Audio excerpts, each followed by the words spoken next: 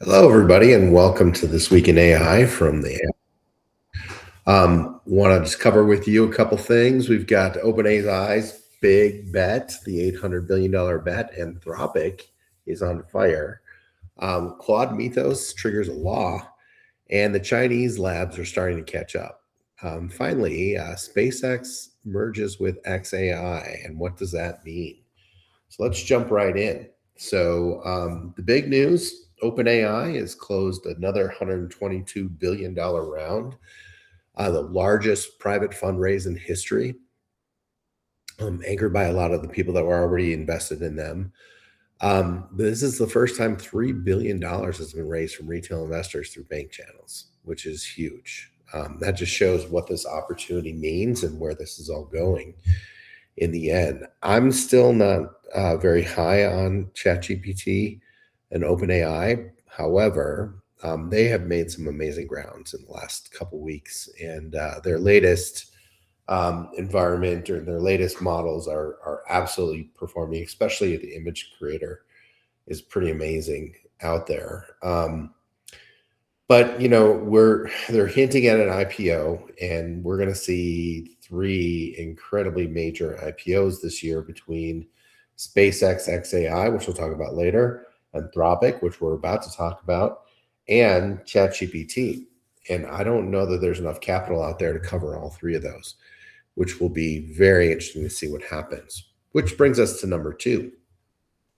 Anthropic has eclipsed OpenAI in revenue. Anthropic is now a $30 billion annual run rate as of this month. That was the fastest growing company in history. OpenAI is 24 billion in ARR. So again, you're on a trajectory you're thinking about later. If Anthropic IPOs, are you going to go for the faster grower or the lesser grower? Where are you going to put your money behind this?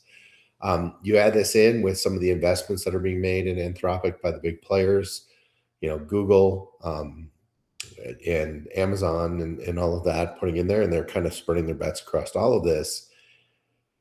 It raises the question: is there a bubble coming, or is it an open AI bubble, or what's going to happen here on the frontier model space, or is there enough room for everybody? History tells us no, but who knows with what's going on in today's world and how that works. This was interesting. We talked about Claude Mythos and how it's an incredibly powerful model, too powerful to release, apparently. But this really caught the government's attention, finally. And they've classified this as restricted, as it's too potent because it can do autonomous hacking. This exploited old bugs and chained them together to break out of its shell and hack through. But what this means is that the government needs to wake up and start talking about how they can regulate this and take it forward. I really, really am concerned about whether or not the government's going to make it and how they can actually regulate this. But, they've got to get ahead of this game because, this is happening way faster than our ability to regulate or govern it in any way, shape, or form.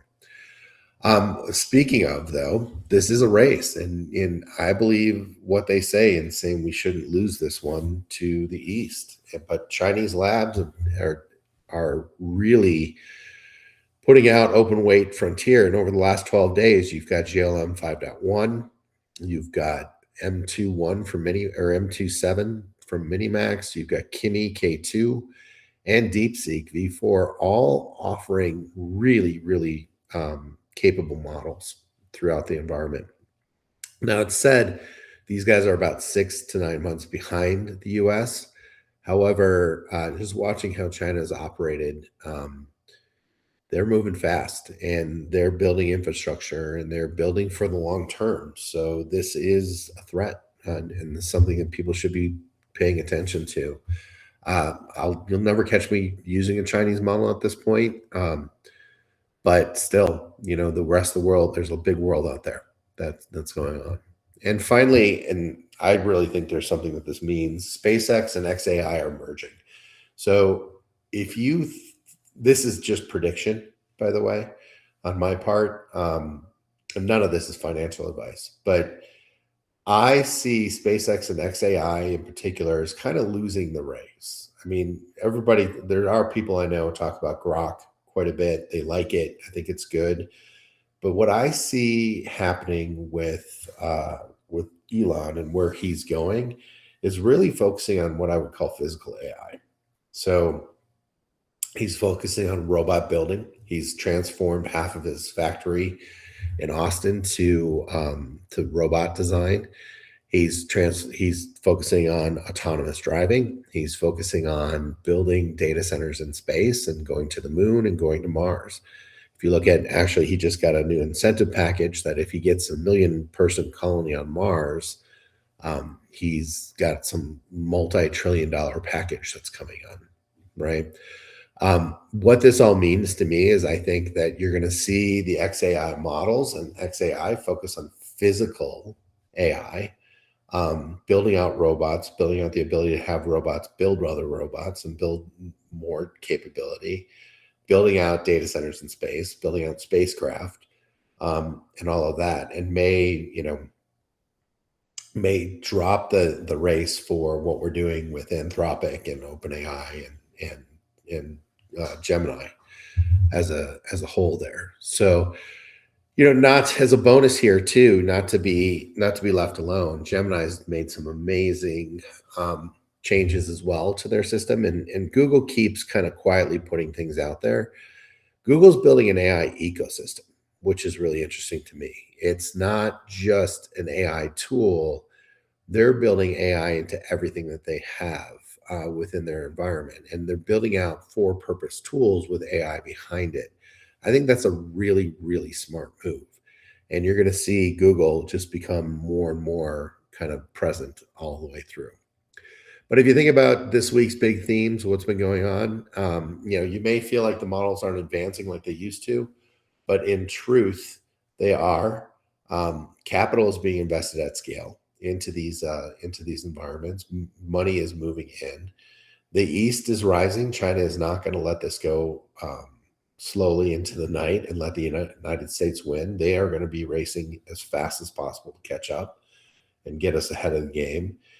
And regulation is real. We have to regulate this stuff. We have to figure out how we can put the boundaries on it so it doesn't get beyond our capability. But as always, this has been such an amazing and interesting ride.